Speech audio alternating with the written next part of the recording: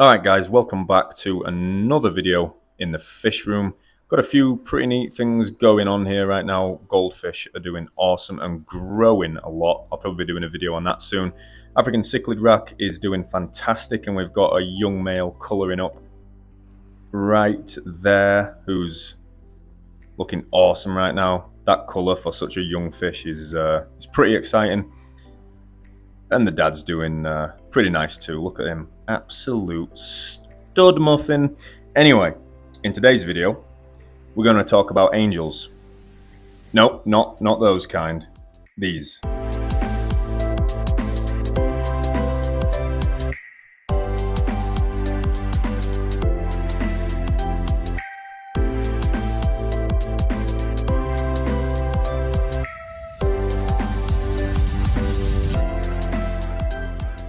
As some of you may have seen, I got new angelfish recently, but I've actually been keeping them now for around 4 or 5 years. So let's take a closer look at these pretty beautiful fish.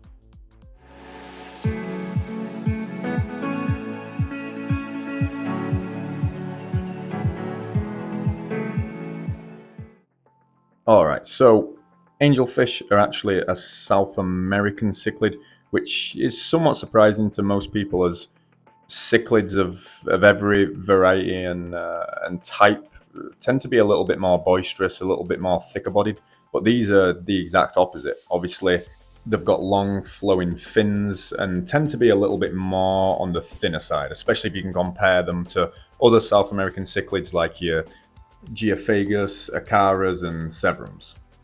Having said that, given the time, they will get pretty large, about 5 to 7 inches in length, and of course a good amount in height as well, depending on the type of fish that you get, whether it's a long fin or a relatively normal short fin, and of course on the type of angelfish as well. You can get autumn angelfish, a little bit more difficult to keep, and they are absolutely huge in comparison to the normal type of angelfish that you'd see in your local fish stores.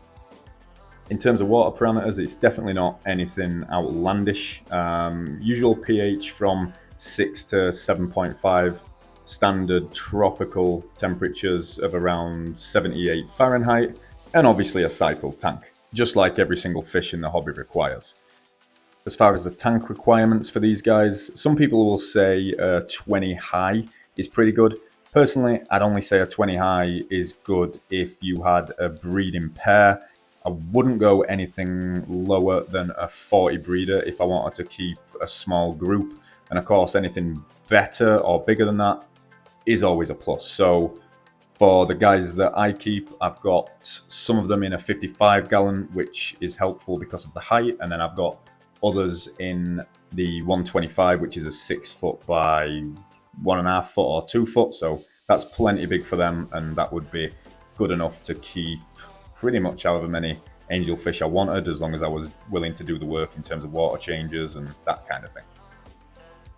Having said that, I personally think they do really well in groups, and having a nice little school or shoal of angelfish just roaming around your tank together is really, really neat to watch.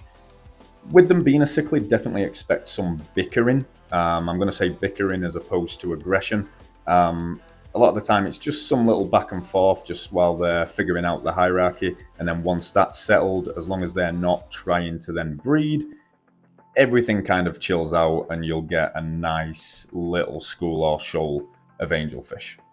Sexing on these guys is pretty tough, and most people just buy a group of 6 or 8 when they're starting a tank, get 1 or 2 pairs, separate them. At that point they can figure out who's the female, who's the male.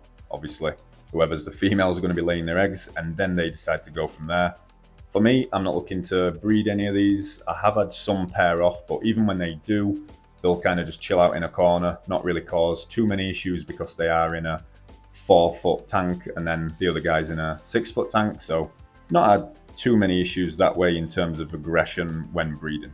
In terms of pricing and availability of these, if you're in the US and for the most part in the UK, you've really looked out.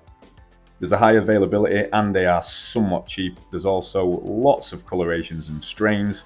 So the strains that I keep right now, we've got platinums, we've got some blue pinaus, we've got some marbles. We've got a type that almost looks like a Rio Nene, a silver angelfish who again looks a little bit more natural, a black angel which tend to be a little bit more aggressive, and then to round out my collection I've got a gold marble angelfish who's got the marble variety but also has some gold in the face and the head, which looks pretty cool. So just based on that, there's a lot of cool variants that you can get, and honestly that's just scratching the surface, as you can get loads and loads of different types, which is really cool to see. In terms of the tank mates, here are basically two of your main options. So in my tanks, I've gone one more of a community route and the other one more of a cichlid route. So as you can see in the 55 gallon, we've got some bigger bodied tetra with the black neons. You don't want to go too small, or else the angelfish, once they get bigger, have been known to kind of snatch up some of the smaller tetra. So if you can get some relatively large tetra, I've got a keel cichlid in there, I've got a gudgeon in there, I've got a relatively decent size gourami. So anything like that in a community setting with some plants is a really nice setup. On the other side, in the 125, we've got them with some pretty chilled out South American cichlids. I was honestly kind of worried about this, especially with a blood parrot, but since putting the angelfish in around 5 or 6 weeks ago, we've had very little issues, and almost all the bickering has been from angelfish to angelfish rather than another fish with angelfish or angelfish with another fish. So that's really, really cool to see. In this 125, we've got 2 electric blue acaras, 2 severums, 1 festivum, 3 silver dollars, some geophagus, and I think that's about it, along with the 5 angelfish. So you can definitely put them in a variety of different tanks, variety of different setups with a variety of different fish, as long as those fish and tank mates that you're putting them with aren't too bullish and too bigger bodied to where they might, aggression wise, affect the angelfish. And then on the flip side, as long as the fish that you're putting the angels with aren't too small and too dainty, because obviously at that point the angelfish, once they get bigger, can do a little bit of damage themselves, as of course they are a cichlid, and that just goes with the territory. In terms of feeding on these guys, super simple. They'll eat a variety of different things. You want to give them a good amount of protein, as that just helps fill out the bodies and makes them a little bit thicker, especially as they're growing up. They'll also accept a lot of smaller pelleted food and of course flake food. So that's basically it on angelfish. Hopefully you've enjoyed that one, guys. It's been a short, sharp one. Let me know if you've ever kept angelfish in the past. Let me know your thoughts on them. If you like the 2 different ways that I'm currently keeping them here. And we'll see you on the next one. Thanks a lot for watching. Be sure to like the video and subscribe to the channel if you haven't already. We basically bring you fish videos every single week on everything that we've got going on in the fish room and around the house. And we're also getting into some little paludarium setups in recent times too, so we'll be doing some videos on that. If you don't already follow me on Instagram, we're on there on Cichlidscape too, so be sure to check us out there. Thanks for watching, and we'll see you next Sunday, I believe. Peace out.